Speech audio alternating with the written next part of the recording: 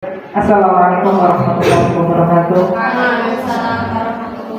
Bismillahirrahmanirrahim. Alhamdulillahirrahmanirrahim. Wa bihi nasta'in wa ala alihi wassalatu wassalamu ala rasulillah wa ala alihi wasallam. Yang kami hormati Bapak Sudirman selaku Kepala SD yang kebetulan saat ini berhalangan hadir, Bapak Ibu SD 2 Samiljo beserta tamu undangan yang kami hormati. Pertama-tama adalah kita mengucapkan syukur kepada Allah Subhanahu wa Ta'ala karena pada siang hari ini kita bisa berkumpul di sini untuk menghadiri acara diseminasi aksi nyata dari kami anggota calon guru penggerak angkatan 9. Assalamualaikum warahmatullahi wabarakatuh.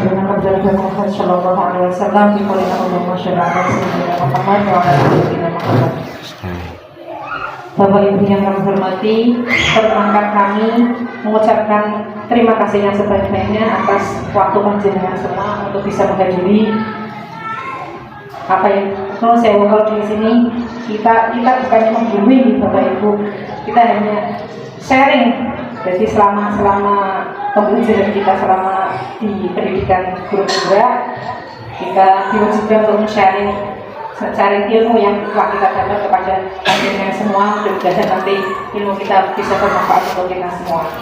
Langsung saja pada kesempatan ini, untuk yang pertama akan disampaikan oleh Bu Rini. Monggo Bu Rini.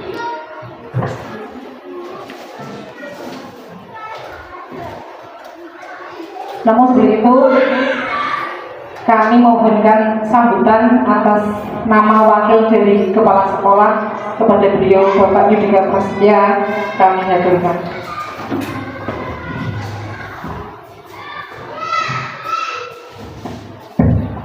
Assalamualaikum warahmatullahi wabarakatuh.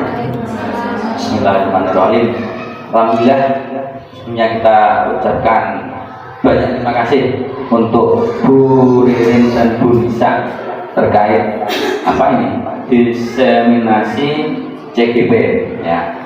Tadi mungkin Bapak sekolah Pak Sudirman tidak bisa hadir atau berhalangan hadir karena ada kegiatan di dinas yang mengharuskan beliau hadir ya.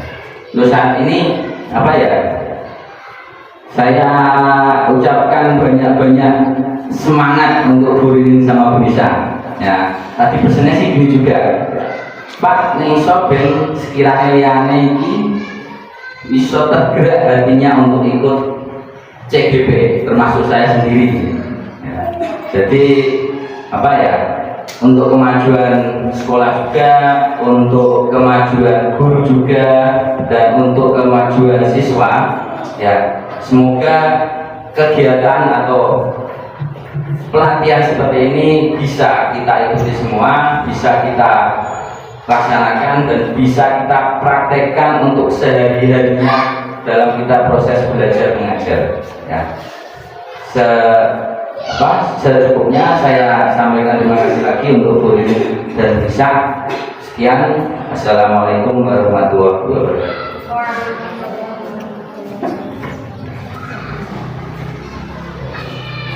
Assalamualaikum warahmatullahi wabarakatuh. Terima kasih pada Bapak Ibu guru semua yang berkenan hadir di ruangan ini untuk kegiatan diseminasi calon guru penggerak. Di sini saya hanya mengimbaskan ilmu yang saya dapat dalam kegiatan pendidikan guru penggerak. Langsung saja di Bapak Ibu. Ya. Aksi nyata dari modul 1.4 yaitu budaya positif.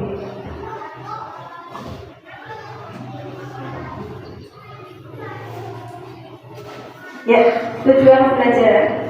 Di sini ada latar belakang.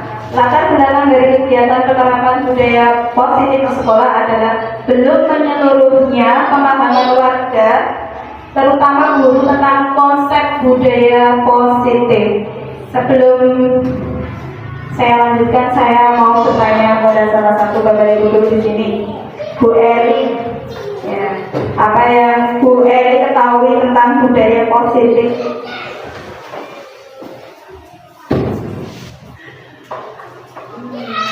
Budaya positif itu seperti kebiasaan yang baik seperti itu, Bu.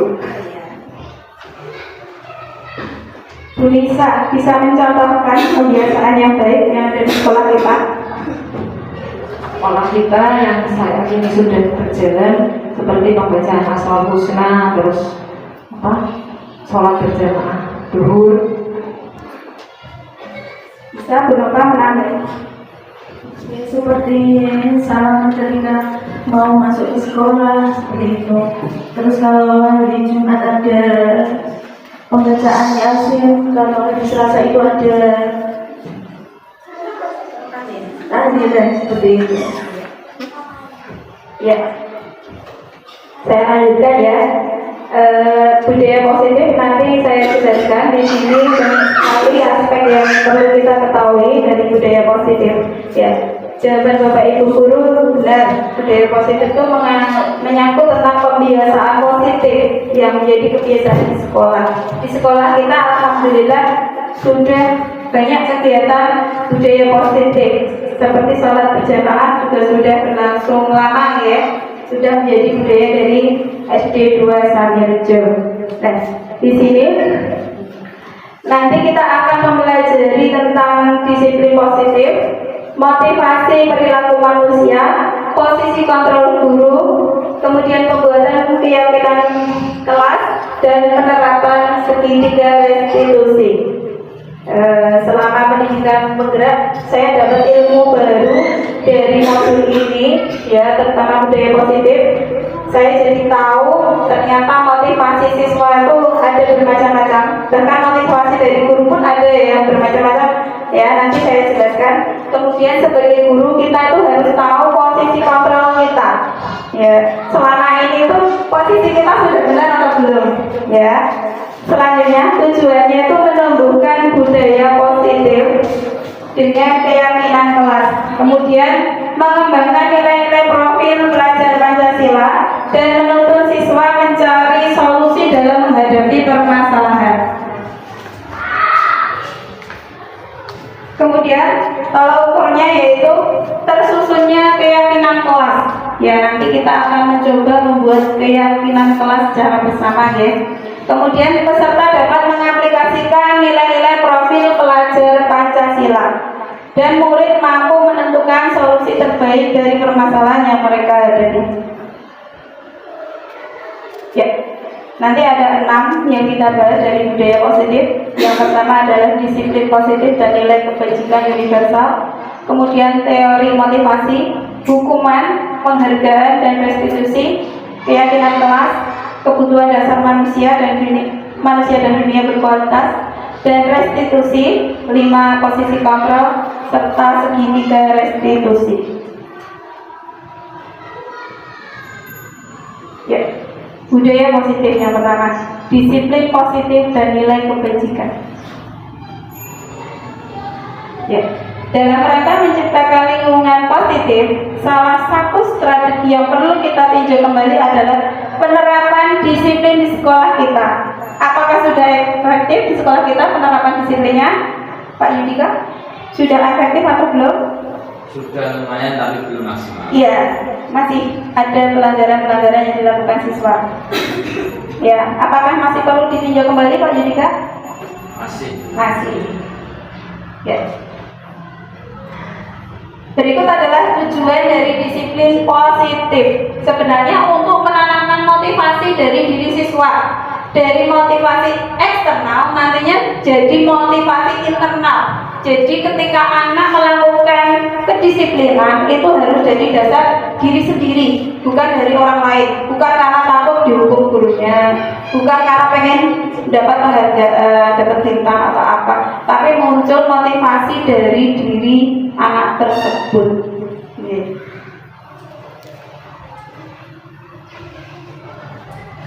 Ya, sekarang ada pertanyaan disiplin. Mbak Erlin, Ibu Erlin, maaf, Bu Erlin, disiplin itu apa sih? Ya, disiplin itu menurut saya adalah perilaku yang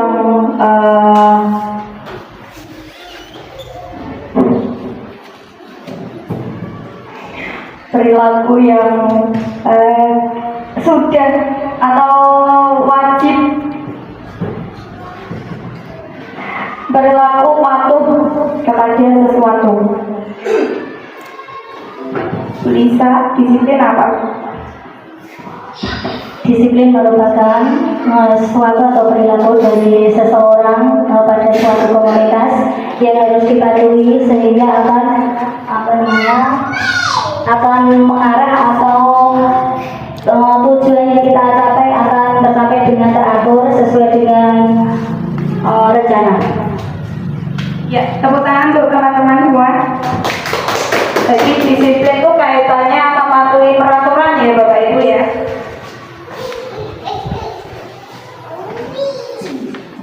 Ya, di sini sering kita kaitkan disiplin itu berkaitan dengan tata tertib, teratur, kepatuhan, bahkan sering dihubungkan dengan hukuman. Nah, murid tidak disiplin terus dihukum seperti itu ya Bapak Ibu ya. Ya, ternyata disiplin itu sama artinya dengan ketidaknyamanan. Ya. Bahkan Ki Hajar Dewantara menyatakan bahwa di mana ada kemerdekaan, disitulah ada disiplin yang kuat. Sungguh pun disiplin itu bersifat self-disiplin, yaitu kita sendiri yang mewajibkan diri kita. Jadi disiplin itu dari diri sendiri, ya. Selama ini konsep kita itu mungkin agak salah ya, Bapak Ibu ya. Disiplin itu intinya wajib peraturan. Nah, orang mematuhi aturan berarti orang disiplin, seperti itu. Padahal konsep yang benar itu adalah disiplin itu ketika dirinya itu menyadari akan perbuatannya. Ya, jadi ada motivasi dari diri untuk berbuat disiplin. Jadi misalnya kalau kita melaksanakan piket, misalnya yang ini anak ya, untuk siswa ya. Jadi siswa itu tanpa ditegur itu udah tahu, oh hari ini hari Senin, saya harus piket, saya laksanakan, saya bersihkan, melihat sampah dibuang pada tempatnya, itu sudah mendisiplinkan diri sendiri. Ya, selama ini Bapak Ibu guru disiplin ya harus wajib mematuhi aturan seperti itu ya. Kalau tidak disiplin dihukum seperti itu. Nanti di sini kita akan merubah mindset kita Bapak Ibu. Ya, saya juga terkagum-kagum pada modul ini. Ternyata selama ini saya itu juga banyak salah. Ya, tak kira itu ya disiplin itu ya mematuhi peraturan gitu ya. Tapi ternyata bukan. Dari Ki Hajar Dewantara ya, dari diri sendiri untuk mewajibkan ya, kesadaran, motivasi dari diri sendiri. Di sini merdeka, Ki Hajar Dewantara itu menjelaskan merdeka iku jawarnya nora mung lepase pamrih nging uga kuat kuasa aman diri priyaga. Merdeka itu bukan berarti terus bebas karepe dhewe, bukan. Ya, bukan semena-mena bebas merdeka, bukan.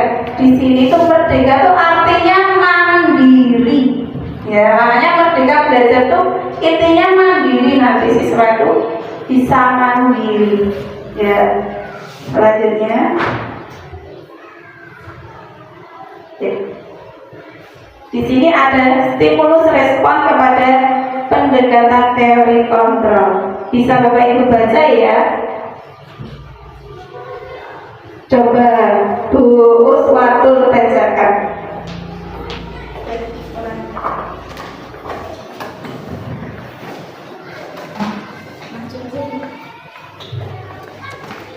Bila kita ingin membuat kemajuan perlahan, sedikit-sedikit ubahlah sikap atau perilaku Anda. Namun, bila kita ingin memperbaiki cara-cara utama kita, maka kita perlu mengubah kerangka acuan kita. Ubahlah bagaimana Anda melihat dunia, bagaimana Anda berpikir tentang manusia. Ubahlah paradigma Anda, skema pemahaman dan penjelasan aspek-aspek tertentu tentang realitas. Berarti kalau kita ingin maju, itu kita harus apa? Mengubah paradigma atau pemahaman kita. Kita juga harus mengupdate ilmu-ilmu kita. Di luar itu ada apa?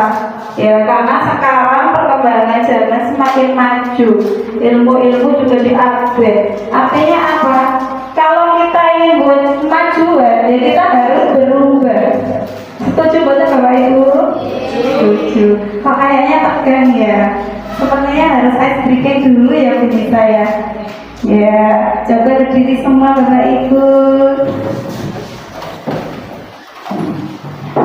Seperti jelas kita sudah sering mempraktekkan, apalagi Bu Lisa ini sudah hafal sama Bu Lini ya. Ya, tangan ke atas menggapai bintang, tangan ke samping burung yang terbang, tangan ke depan ikan berenang, duduk yang rapi siap berdoa, putar-putar tangan diputar, lunggul-lunggul tangan digulung, ular melingkar di pagar bundar, kanan kiri atas bawah siap berdoa, satu jari kanan satu jari kiri ku gabung menjadi dua jembatan panjang, dua jari kanan dua jari kiri ku gabung menjadi empat, ku buat kamera cekek, tiga jari kanan tiga jari kiri ku gabung menjadi enam, ku buat menara tinggi, empat jari kanan empat jari kiri ku gabung menjadi delapan, ku buat telinga kelinci, lima jari kanan lima jari kiri ku gabung menjadi 10, siap berdoa. Ya sudah keras ya. Ya, duduk kembali Bapak Ibu. Menurut Bapak Ibu materinya terlalu berat atau bagaimana ya? Karena mungkin ini hal yang baru ya Bapak Ibu ya. Kita lanjutkan. Ya. Sekarang kita mau membahas tentang hukuman, konsekuensi sama restitusi. Kita bahas sekilas. Dari tabel ini kita bisa membaca, kelihatan betul di bawah Ibu. Kelihatan betul ya? Kelihatan. Kelihatan. Ya. Ya. Pak Yudika, hukuman sama konsekuensi sama apa tidak? Berbeda. Berbeda. Bedanya apa Pak Yudika?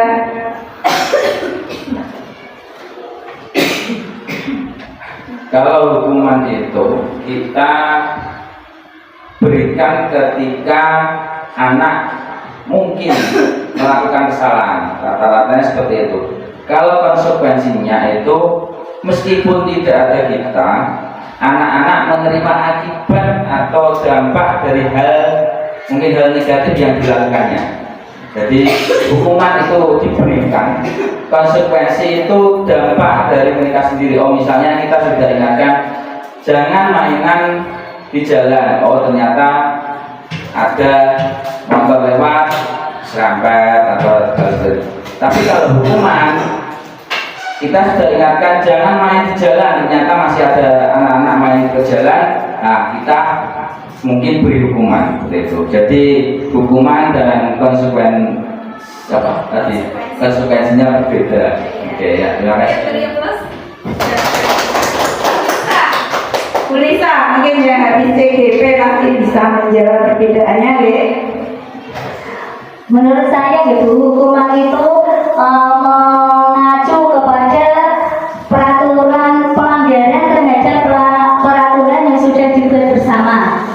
Kalau konsekuensi itu atas kesalahan diri pribadi, seperti yang diutarakan Pak Udi tadi, misal sudah dikasih tahu jangan di jalan, ternyata ada motor tertabrak, itu konsekuensi dari melanggar itu tadi ucapan dari gurunya tadi. Kalau hukuman mengacu pada tadi peraturan yang dibuat bersama, dan kalau konsekuensi itu memang mengacu kepada kesalahan dari pribadi itu sendiri. Terima kasih. Ya, hukuman sama konsekuensi jelas berbeda ya Bapak Ibu. Milih hukuman atau konsekuensi Bapak Ibu?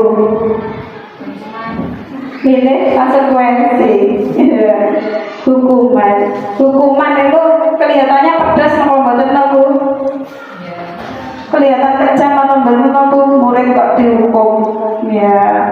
Ternyata hukuman itu punya efek bagi siswa, bahkan kalau siswanya sudah besar. Kalau di SD insya Allah aman ya Bu, tapi tetap hukuman kayaknya tidak tepat. Kalau di SMA ya banyak kan kasus-kasus yang viral, yang belum lama itu di Demak itu ya, itu murid malah yang menyakiti gurunya, ya kan? Iya, itu kan mengerikan sekali. Hukuman sama konsekuensi jelas berbeda. Kalau hukuman itu tidak ada tidak ada hubungannya dengan pelanggaran. Saya contohkan, misalnya ada seorang anak bernama Abi, dia terlambat. Misalnya yang menjaga debat kelas itu salah satu guru kita ya, saya terlambat. Terus salah satu guru jaga atau guru piket itu memberi hukuman pada Abi lari keliling lapangan 7 kali di sini. Kira-kira perasaan Abi bagaimana? Bu Erwin, perasaannya Abi bagaimana disuruh lari? Mau masuk kelas malah disuruh lari. Ya. Kesal, mantel, dongkal banget Bapak Ibu, dongkal. Padahal kan terlambat sekolah kok bisa melayu. Ya seperti itu, punya efek yang tidak baik bagi psikis atau mental siswa. Ya, kita sebagai Bapak Ibu guru harus menghindari seperti itu ya. Mungkin kalau zaman kita SD masih ada seperti itu ya. Nah sekarang kita buka paradigma pikiran kita sekarang. Sebisa mungkin menghindari hukuman. Benar, siswa melakukan kesalahan, tapi kita harus belajar mencari cara yang terbaik. Dan di sini ada identitas gagal. Jadi hukuman itu merupakan identitas gagal Bapak Ibu. Nah, kemudian konsekuensi itu sebenarnya memang identitas sukses, tapi masih belum baik ya. Kita beralih ke restitusi. Dan kalau di restitusi ini guru itu mengajak siswa, istilahnya kayak mengubah mindsetnya siswa, menyadari kesalahannya, kemudian mengarahkan, membimbing, kemudian siswanya diajak sepakat atau mengingat kembali keyakinan yang ada di kelasnya. Ya, nanti saya contohkan dalam video ya Bapak Ibu ya. Jadi yang paling baik adalah restitusi. Baru ya Bapak Ibu ini ya, buat kita semua. Saya sendiri merasa baru ya, jadi dapat ilmu baru.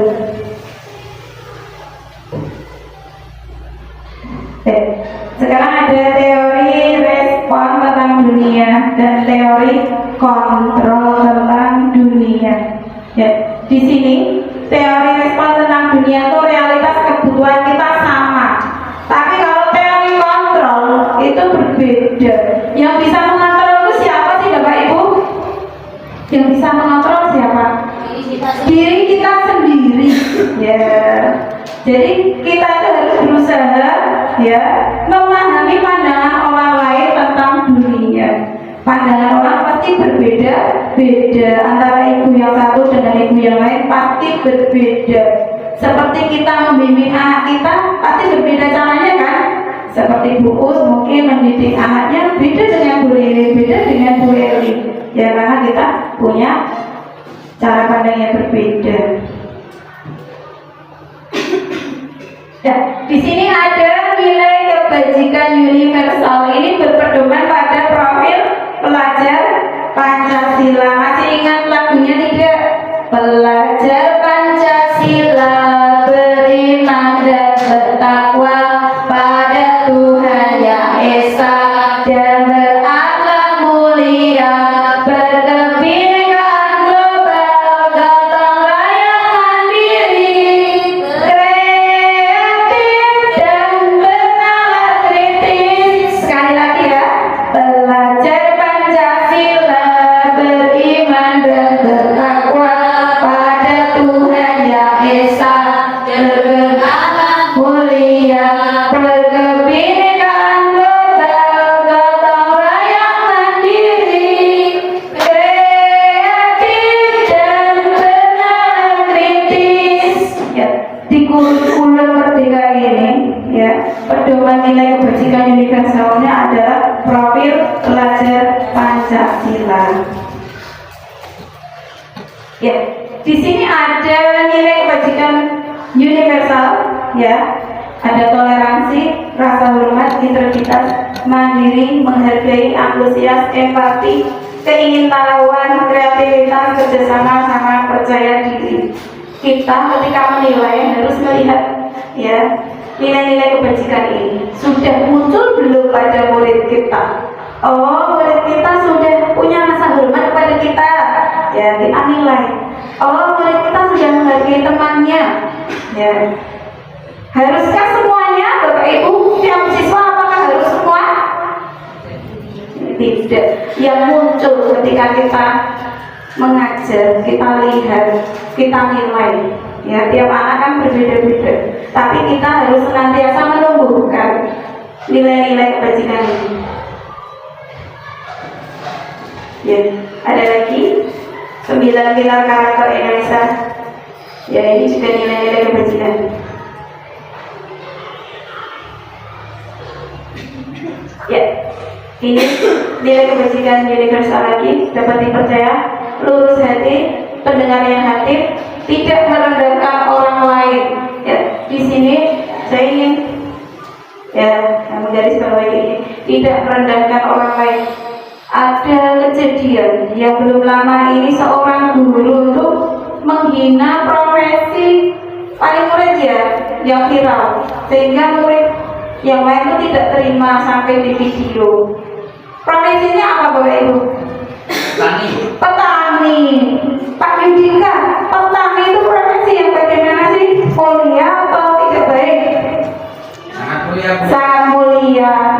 Bahkan kita itu guru diibaratkan seorang petani.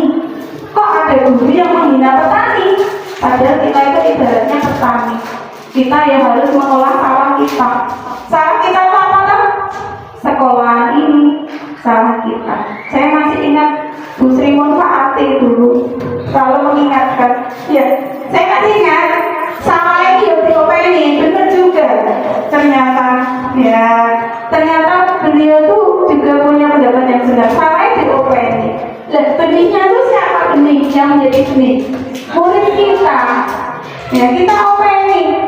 Ya, kita harus bisa mengelola sawah ini, tanahnya dijaga kesuburannya seperti itu kan.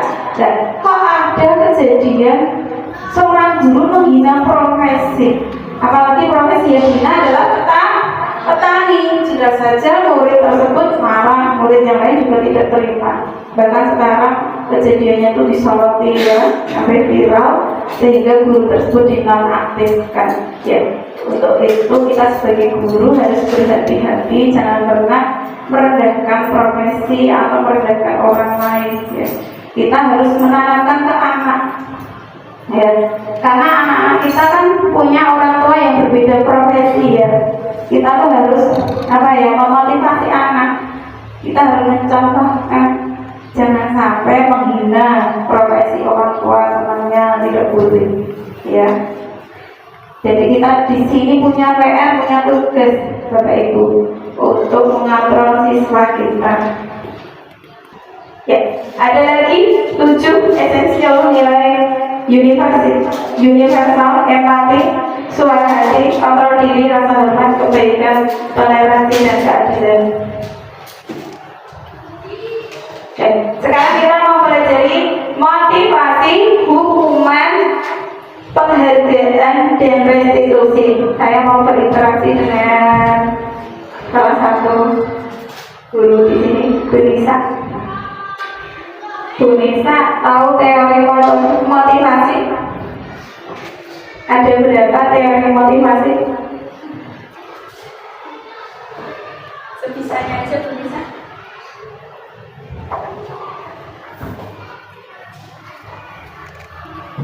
Teori motivasi ada 3. Ya benar, teori motivasi ada 3. Motivasi manusia itu ternyata ada 3. Yang pertama karena menghindari hukuman. Kita pernah melakukannya? Pernah tidak? Pernah. Bedine, isneni, ya seperti itu. Murid kita sering tidak seperti itu. Pak Ida sering bedine diseneni, ya seperti itu. Teori ada 3, menghindari hukuman, pengen dapat ibadah. Terus yang ketiga adalah teori dari diri sendiri, ya. Motivasi maksudnya, motivasi dari diri sendiri. Ya, ingin menghargai diri sendiri dengan nilai-nilai yang mereka percaya. Sekarang kita lihat Bapak Ibu, dari 3 motivasi ini yang paling baik yang mana? 3. Yang nomor 3. Ya, jadi sebagai contohnya kita bisa mencontohkan dari diri kita. Kita mengajar, ya, kita mengajar dari pagi sampai siang, bukan karena pengen dipuji Bapak Kepala Sekolah kita ya Bapak Ibu. Tanpa ada Bapak Kepala Sekolah kita sudah melaksanakan kewajiban kita untuk mengajar. Kemudian kita ketika berangkat pagi tidak ada motivasi karena pengen dipuji Bapak Kepala Sekolah, ya? Tidak. Kesadaran dari diri kita sendiri. Ya, jadi motivasi perilaku manusia itu yang terbaik adalah nomor 3, untuk menjadi orang yang mereka inginkan, menghargai diri sendiri dengan nilai-nilai yang mereka percaya. Ya, kita bahas lagi seperti tadi. Tadi hukuman, konsekuensi, sama restitusi. Ya, di hukuman murid itu belajar menyembunyikan kesalahan karena takut dihukum.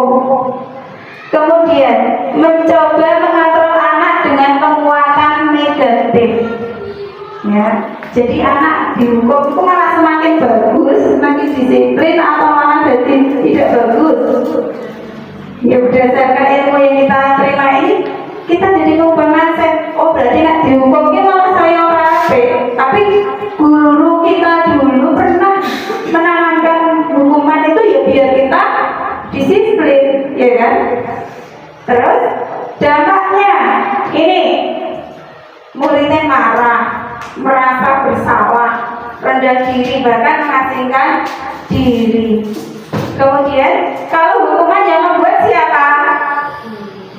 Guru. Muridnya ikut membuat aturan hukumannya? Tidak. Berarti guru di sini dominan ya Bapak Ibu. Kemudian menyakitkan. Ya, ternyata hukuman itu menyakitkan. Bahkan ketika kita nyindir bocah itu, ternyata bocah itu hatinya sakit, anak-anak. Bapak Ibu, anak-anak itu kalau kesindir aja udah sakit serik ibaratnya, ya kan? Jadi kita harus menghindari hukuman. Kemudian di konsekuensi, murid atau anak belajar taat peraturan. Di sini sebenarnya konsekuensi sudah mulai bagus karena identitas sukses. Kemudian sudah mencoba mengontrol anak dengan penguatan positif. Kemudian kehilangan hak waktu jeda seorang diri atau penahanan. Kemudian sudah diketahui dan masuk akal. Kemudian dibuat oleh guru sama murid. Ya. Kemudian membantu guru menyatakan peraturan, melakukan peringatan dan menerapkan konsekuensi. Nah, sekarang kita lihat yang restitusi. Di restitusi, anak itu sudah belajar ya pada aspek bernalar kritis Bapak Ibu. Di sini ada profil pelajar Pancasilanya ya. Anak itu sudah belajar memecahkan masalah. Ya. Anak paham bahwa dirinya sedang dipegang kendali kontrol.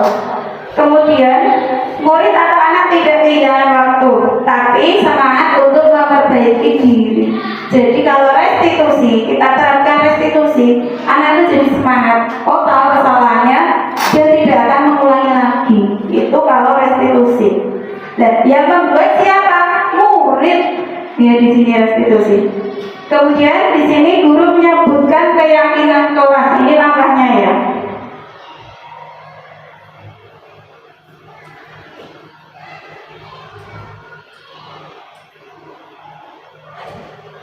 Ya, dari tabel tadi kita simpulkan bahwa yang terbaik apa Bapak Ibu?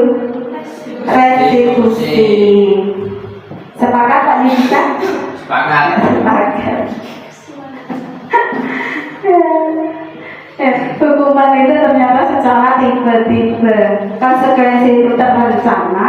Restitusi itu menciptakan kondisi bagi murid untuk memperbaiki kesalahan mereka, kemudian juga mencari solusi.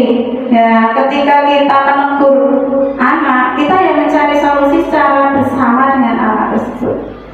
Ya, ya di sini kita bisa membaca restitusi. Ya, bukan untuk menebus kesalahan, tapi belajar dari kesalahan. Kemudian memperbaiki apa? Hubungan. Jadi antara guru dengan murid tidak ada jeda lagi. Maksudnya terus murid tadi dikasih restitusi itu tuh tidak menghindari gurunya, tidak seperti itu. Tapi kalau hukuman, pasti anak itu untuk dekat sama gurunya aja tidak mau, ya kan Bapak Ibu? Takut dihukum. Ya. Kemudian restitusi itu menuntun. Ya. Kemudian restitusi itu mencari kebutuhan dasar. Restitusi diri adalah cara yang paling baik. Pernah tidak kita memberi penghargaan ke murid Bapak Ibu? Pernah. Dengan cara apa Bu Novan memberi penghargaan?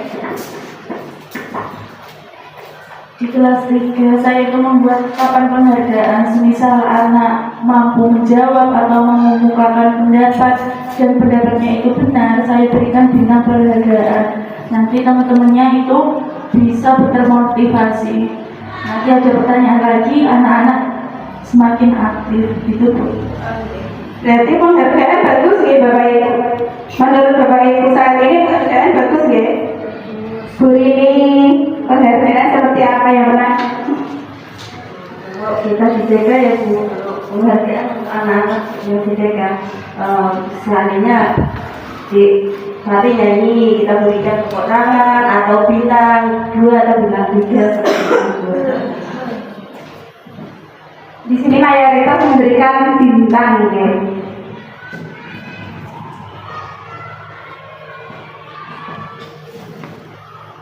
Ya. Penghargaan efektif jika kita menginginkan seseorang melakukan sesuatu yang diinginkan, tapi dalam jangka yang pendek. Jika kita menggunakan penghargaan, menggunakan penghargaan lagi dan lagi, anak tersebut akan bergantung pada penghargaan. Pasti bertanya, Bu, besok nah aku bisa dikasih bintang lagi Bu? Bu, dikasih hadiah? Bu, hadiahnya apa? Ya, itu terjadi di kelas saya. Ketika mengajarkan secara berkelompok, Bu dapat hadiah. Ya, yang ditanyakan hadiah. Ya. Jika kita mendapatkan penghargaan untuk melakukan sesuatu yang baik, maka selain kita senantiasa berharap mendapatkan penghargaan, kita tidak menyadari tindakan baik yang kita lakukan. Ya. Sebenarnya kita ulas penghargaan tadi. Penghargaan bagus atau tidak? Tidak bagus. Sebenarnya penghargaan itu menurunkan kualitas dari diri siswa. Jadi kita sekarang sudah mengubah mindset kita. Saya ingat ketika di kurikulum Merdeka di PBG dijelaskan bahwa sebenarnya tidak ada ranking. Sekarang itu tidak ada ranking. Kita harus berusaha Bapak Ibu, tidak usah ranking. Ya, tidak usah memberi hadiah karena penghargaan itu akan menimbulkan ya sesuatu pada diri siswa hanya pengen dihargai, pengen dapat penghargaan. Sebenarnya kita bisa memberi penghargaan ke siswa itu seperti ini. Ketika anak bisa seperti Bu ini tadi, beri tepuk tangan, acungkan jempol. Ya, tepuk tangan tadi udah mewakili penghargaan. Tidak perlu berubah berupa apa? Kado, hadiah, ya seperti itu. Kalau kita beri bintang itu namanya apresiasi saja ya, beda dengan penghargaan. Ya, Bapak Ibu ada soal ya, kita kerjakan bersama-sama. Coba ini jawabannya apa? Eno tuh datangnya terlambat, Hasan tuh marah. Ya, terus disuruh apa? Berlari 10 kali. Kira-kira kalau diterapkan di sekolah kita, siswanya betah di sekolah atau tidak, Bapak Ibu? Tidak, malah tidak berangkat lagi ya. Ini apa? Hukuman. Ya. Selanjutnya, Siti mencoret-coret buku Tini. Bu guru meminta Siti membersihkan coretan. Hukuman atau apa? Oh, konsekuensi. Betul sekali.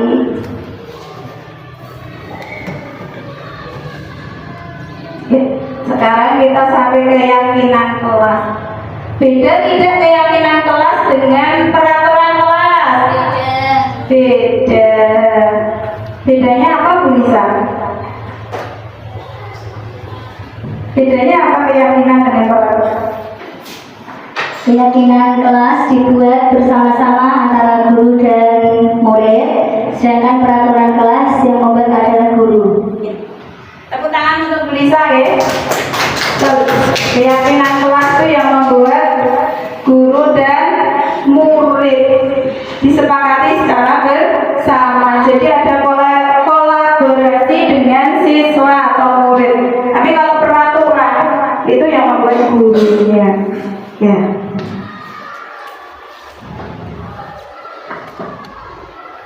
Kalau ini kita pakai helm itu peraturan atau keyakinan? Peraturan. Dan memakai helm.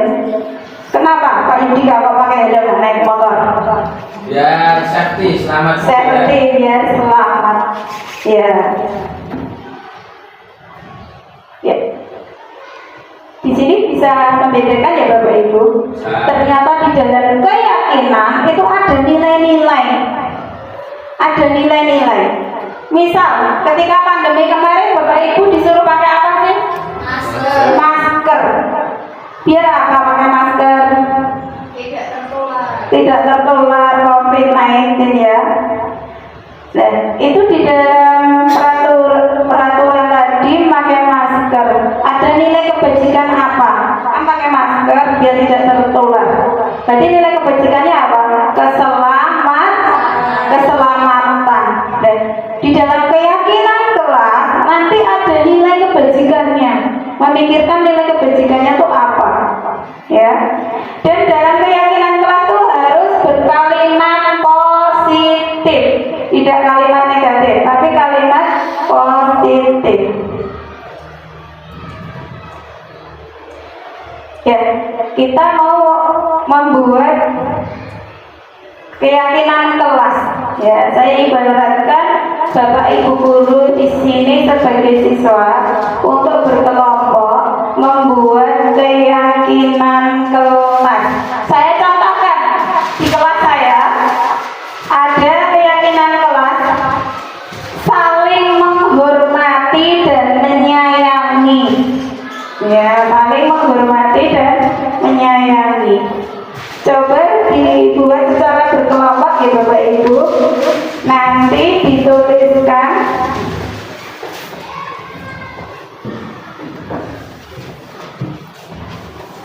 ditempel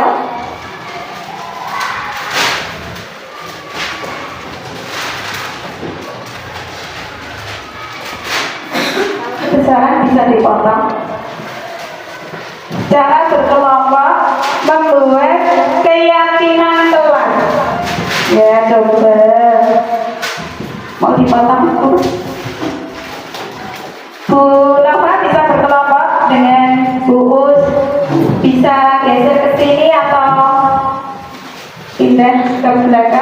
Sudah Pak? Berisi keyakinan kelas ya Bapak Ibu. Coba Bapak Ibu guru pasti sudah mahir untuk membuat keyakinan kelas. Buat hukuman lah itu.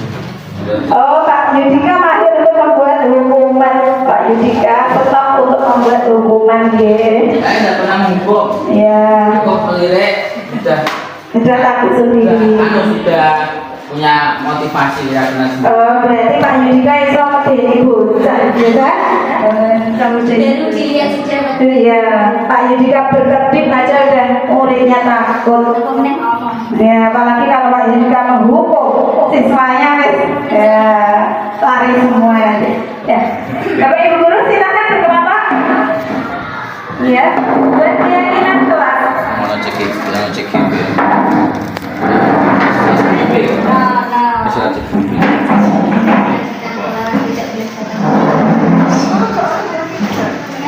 Menggunakan kalimat positif, tidak boleh menggunakan kalimat negatif Bapak Ibu. Iya. Ini terus dijumlah sisi. Iya. Berangkat tepat waktu.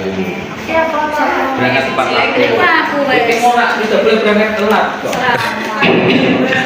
Tak ya lah satu orang berapa Bu? Kita Bapak Ibu, kita mencoba ya memposisikan sebagai siswa.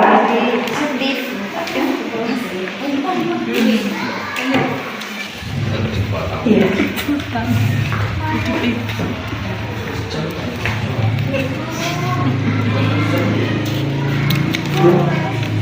Sopan ya? Sekarang ibunya video.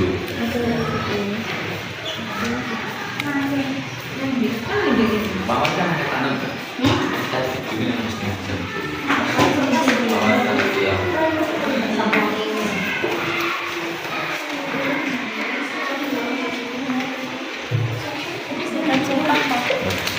Lu mau kan aku mau ngapis malah kok. Rawat waktu sikap sopan. Tepat waktu. Sopan. Jujur. Jangan tepat waktu.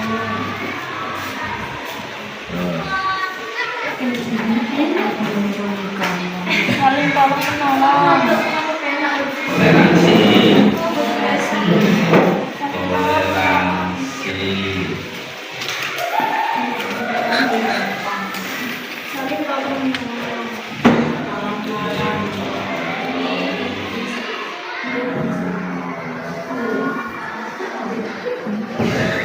Ya. Kelompok satu, kelompoknya Bu Heri, silakan menempel ke kapan ini untuk menempelkan keyakinan kelas.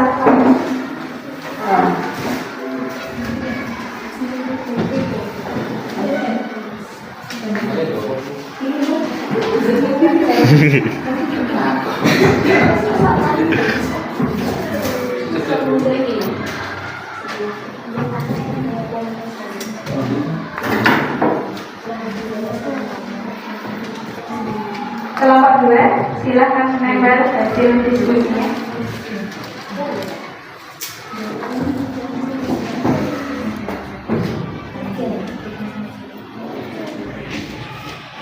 Ya, kelompok satu, keyakinan kelasnya adalah bertanggung jawab mengerjakan tugas ringan, bersikap sopan, mendengarkan teman lain saat berbicara, datang tepat waktu, jujur, toleransi, dan saling tolong menolong. Tepuk tangan untuk kelompok satu, sudah membuat keyakinan kelas bagus sekali.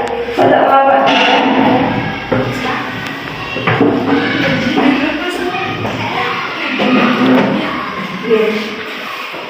kelompok dua yang saya tanyakan di situ berdoa. Berdoanya kapan Bapak Ibu? Sebelum pembelajaran ya. Berdoa sebelum dan sesudah pembelajaran.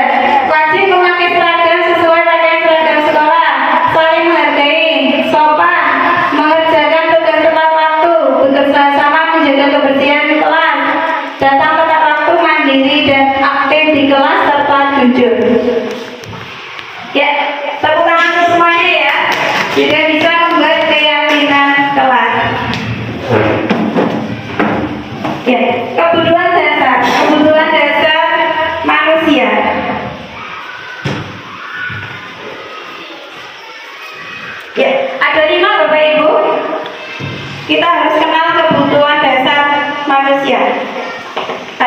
kebutuhan bertahan hidup, kasih sayang dan rasa diterima, penguasaan, kesenangan, kebebasan. Pasti tidak pernah kita sadari bahwa anak-anak kita menunjukkan, ya, ketika berada di kelas menunjukkan sebuah kebutuhan. Misal, pernah tidak mendapati anak yang malas-malasan di kelas? Nah, Pernah. Ini diapakan sih seperti itu, anak-anak seperti itu? Oh, dihukum Pak Yudi kan dihukum terus. Sebenarnya anak yang malas-malasan itu karena punya apa, kebutuhan apa? Pasti sayang, pengen didekati gurunya, ya, ditanya. Ya. Kemudian kalau ada anak di kelas saya terutama ingin nomor 1, dia selalu ingin nomor 1. Ya, itu penguasaan. Ya. Kemudian kebebasan. Ya, ada kan anak yang ingin bebas. Ya, ada. Terus kesenangan dan bertahan hidup.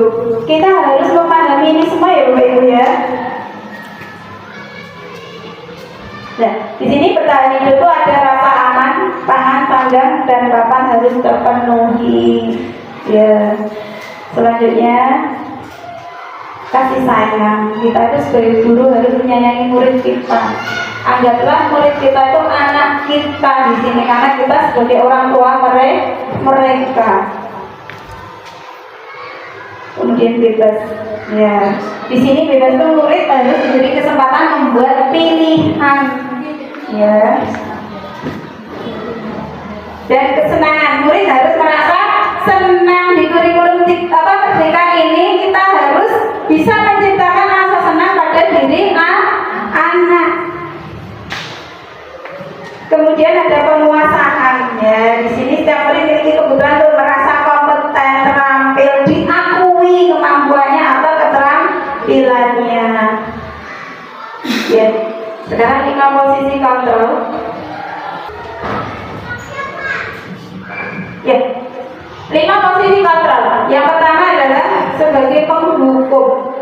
Ya, kalau sebagai penghukum, ini biasanya menggunakan hukuman fisik. Ada yang sebagai hukuman fisik, ada yang non fisik atau verbal. Menyindir saja termasuk hukuman Bapak Ibu. Ya, mata melotot. Dan Pak Yudika tadi katanya ngedepi ya, bukan melotot ya Pak Yudika. Oh, ngedepi, berarti ting ting ting gitu ya. Jadi tidak hukuman ya Pak Yudika itu. Ngedepi ting, tenang ya Pak Yudika ya. Terang menunjuk-nunjuk, boleh enggak? Enggak boleh. Ya. Kemudian hasilnya apa? Murid itu denda Pak Yudika. Ya. Stop hukuman pokoknya. Sekarang membuat merasa bersalah. Jangan pernah bilang gini, kamu tidak kasihan sama bu guru ya, nanti dimarahi Pak Kepala Sekolah. Masa aku? Jangan. Itu murid itu jadi merasa bersalah. Tidak boleh ya.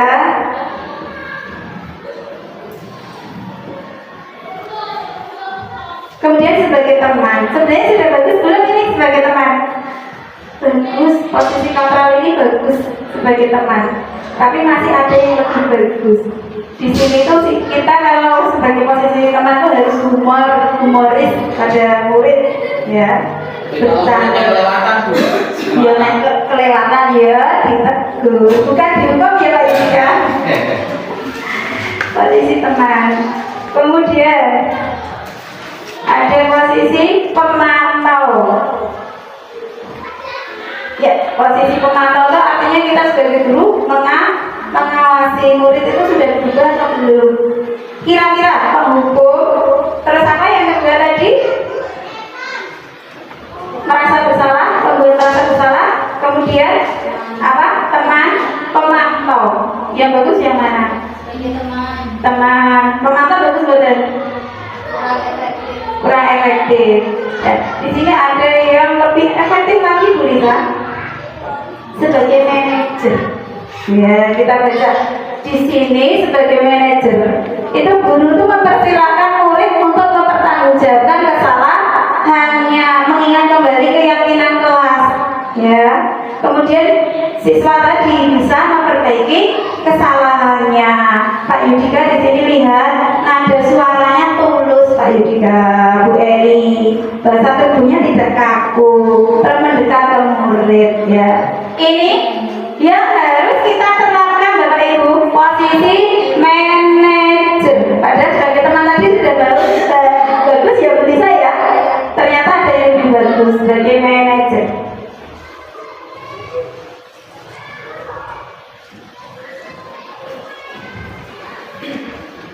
Bentar, saya langsung aja.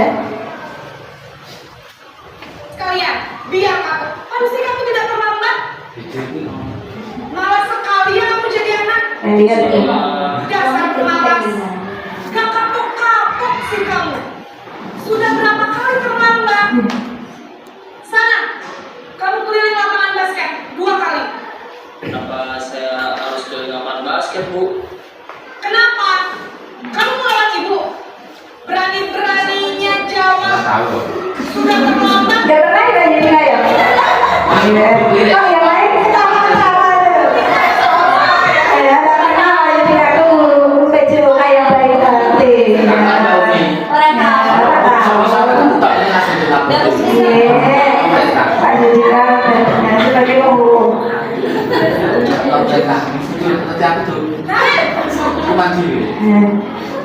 Nah ini lihat ketika Naren. Kamu suaranya memang sudah mulai lembut, membuat merasa bersalah itu mulai lembut, udah nggak betah-betah. kamu senang ya bikin ibu susah? Iya, ini loh, Kalau kamu terlambat lagi, kan bikin ibu susah ya, itu sudah membuat merasa bersalah. Ternyata tidak boleh. Cara dengan nada tenang. Lagi, telat lagi. Selamat pagi. wah, sudah jam berapa ini nak? Terlambat lagi ya saya. Ya, ini sudah mulai bercanda ya, sudah ramah ya menggunakan kata saya. Saya, Bu. Kamu malah menyalahkan ibu kamu. Ya, lihat ekspresinya ya. Lemparinya paling kencang. Kok terlambat sih? Ibu Bro untuk Itu tadi. Nah, ini pemantau.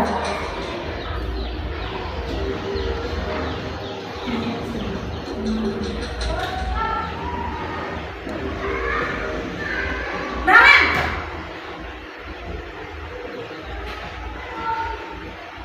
Selamat pagi, Bu. Naren, apa peraturan sekolah kita tentang jam berapa kita harus masuk? Ya, di posisi apa ini pemantau ya? Itu guru ya mengeluarkan peraturan. Anak diminta mengingat peraturannya tepat gitu ya. Karena Kita saya pasal alarm saya semalam. baik, itulah menurut kamu. Kalau yang ini sudah sampai. Mana yang perlu kamu tingkat? Kalau yang ini sebagai posisi manajer, Sebagai diri sendiri, ya terlambat. Tadi sudah melanggar keyakinan kelas apa? Ya. Naren meyakini prinsip saling menghormati tersebut. ya Bu, saya meyakininya. Apakah Naren bersedia memperbaiki kelas? Di sini guru sudah menekankan kepada siswa, apakah anak tersebut bersedia untuk memperbaiki kesalahannya? Ya, lanjut ya. Ya, ini adalah segitiga restitusi. Ya, segitiga restitusi ya merupakan suatu proses dialog yang dijalankan oleh guru atau orang tua agar dapat menghasilkan murid yang mandiri dan bertanggung jawab. Ya, di sini Bapak Ibu ada tiga langkah dari segitiga restitusi. Yang pertama, menstabilkan identitas, ini yang pertama. Kemudian yang kedua adalah validasi tindakan yang salah. Kemudian menanyakan keyakinan. Ya, menstabilkan identitas di sini. Guru tuh berkata seperti ini, kamu bukan satu-satunya yang pernah melakukan ini. Misalnya gurunya bilang, saya juga pernah loh sama seperti kamu. Itu menstabilkan identitas biar anak itu tidak merasa disalahkan. Ya. Kemudian yang validasi tindakan yang salah. Di sini sudah menanyakan mengapa kalian melakukan itu atau mengapa kamu melakukan itu, alasannya apa. Kemudian di sini ada tahap yang ketiga, menanyakan keyakinan. Diingat-ingat keyakinan kelas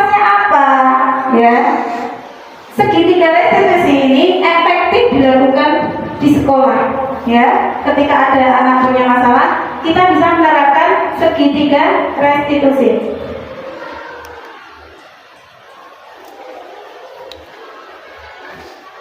Nah, ini saya sudah menerapkan segitiga restitusi. Saya skip aja ya.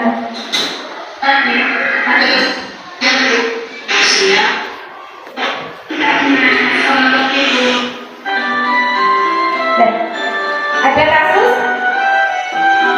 murid saya Dimas tidak mengerjakan tugas. Saya sudah menerapkan segitiga restitusi di kelas saya.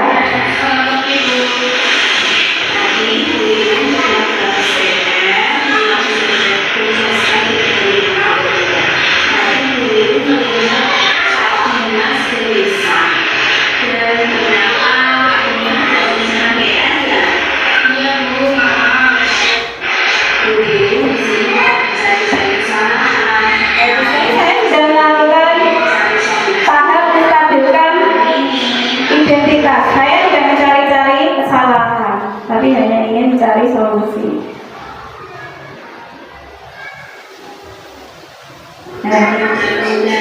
Kalau praktiknya mudah, nanti praktiknya pasti lupa.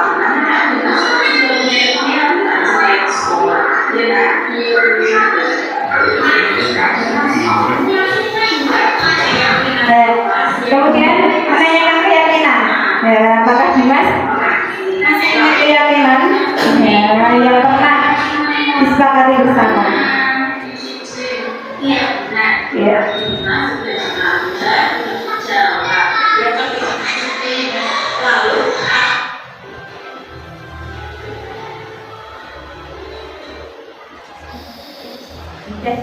Demikian presentasi atau diseminasi saya. Ada sesi tanya jawab 5 menit saja. Adakah yang mau bertanya? Saya persilahkan Bapak Ibu untuk bertanya. Ayo tidak? Ya, Bu.